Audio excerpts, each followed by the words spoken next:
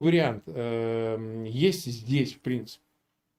Ну, во-первых, я считаю, что если ты хочешь помочь какому-то делу, слушай то, что человек, который возглавляет это дело, говорит.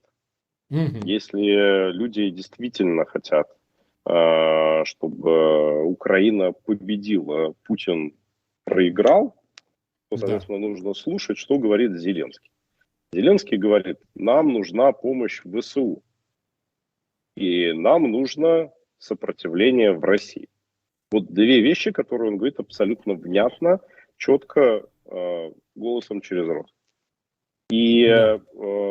то, что россияне хотят делать, вот там детям поможем, там, вот, гуманитарную помощь соберем, это все замечательно, но это не то, что просит Владимир Александрович Зеленский как главнокомандующий украинской армией.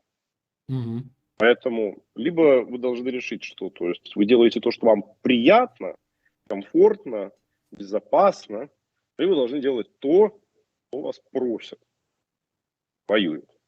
Я считаю, что нужно делать то, что просят люди, которые воюют, и поэтому я этим занимаюсь.